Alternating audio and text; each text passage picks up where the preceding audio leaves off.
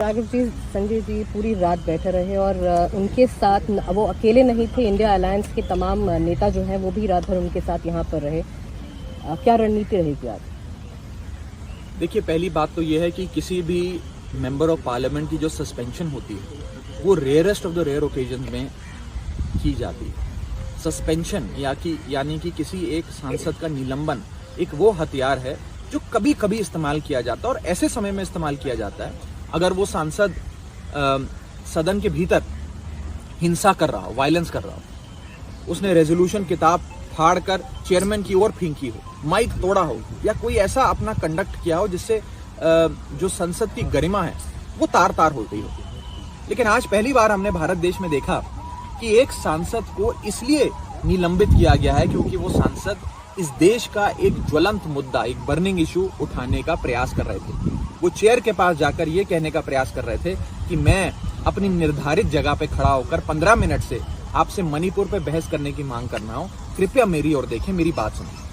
लेकिन सत्ता पक्ष ने एक मोशन मूव किया कि उन सांसद को सस्पेंड कर दिया जाए।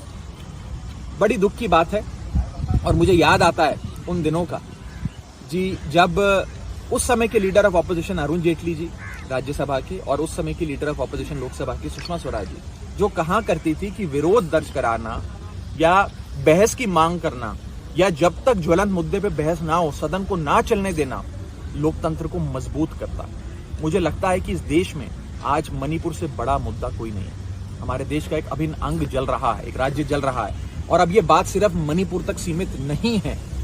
आसपास के जो करीबी राज्य हैं उनमें भी मणिपुर की छींटें पहुंचने लग गई हैं और आज का ही एक वारदात सामने आई है जिसमें मिजोरम में एक समुदाय के लोगों को कहा गया है कि आप भी मिजोरम छोड़कर आगे कहीं और वास करें क्योंकि यहाँ हिंसा होने की हमें आशंका है। इस प्रकार की गतिविधियां जो केवल मणिपुर तक सीमित थी वो पड़ोसी राज्यों तक भी पहुंच रही हैं, जो बहुत ही चिंताजनक विषय है। और मेरा बस इतना ही केंद्र सरकार को हाथ जोड़कर निवेदन है कि मन की बात तो आप बहुत करते हैं, हर रविवार मन की बात होती है, अब आज मणिपुर की बात कर लीजिए। Taking back the suspension of, देखिए, हमने चेयरमैन साहब से कल निलंबन के बाद उनके चेंबर में जाकर रिक्वेस्ट करी थी कि कृपया कर निलंबन को आप वापस लें, सस्पेंशन को रिवोक करें। और सिर्फ मैं नहीं, करीब 25-30 सांसद अन्य राजनीतिक दलों के साथ गए थे, सबने ये मांग रखी थी। मुझे उम्मीद है कि चेयरमैन साहब अपनी जो निर्णय है उस पर पुनर्विचार करेंगे।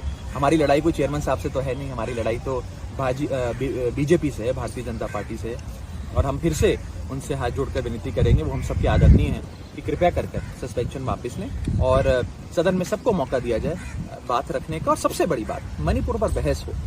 मुझे तो रात को भी सोते वक्त उस कारगिल के सूबेदार का दृश्य, उसका कथन, उसकी बात मेरी आंखों के सामने आ रही थी कि कैसे एक सूबेदार जिसने भारत देश के लिए सीमा पे युद्ध लड़ा, कारगिल युद्ध लड़ा, वो आज कह रहा है कि मैंने देश की प्रभुता अखंडता की रक्षा तो करी, युद्ध में अपनी जान की बाजी लगाई, लेकिन मैं अपनी पत्नी की, अपनी धर्म पत्नी की रक्षा नहीं कर पाया। वो उस वीडियो की तरफ आपका ध्यान आकर्षित कर रहे हैं जिस वीडियो में एक महिला को निर्वस्त्र कर ले जाया जा रहा है। वो वीडियो में जो महिला है वो हमारे कारगिल के एक जवान की धर्म पत्नी है। इससे ज्यादा दुखदायी दृश्य क्या हो सकता है? ये मुझे लगता है कि भारत की राष्ट्रीय सुरक्षा का मसला है, ये सिर्फ एक राज्य की सुरक्षा का मसला नहीं है और बीजेपी को इस पर गंभीरता से सरकार को इस पर जवाब देना चाहिए। दुनिया के कोने कोने में मणिपुर की चर्चा हो रही है। बड़ी दुख की बात है कि इस दुनिया के कई पार्लियामेंट्स में, संसद भवनों के भीतर मणिपुर की चर्चा हो रही है, लेकिन हमारे देश के संसद भवन के भीतर मणिपुर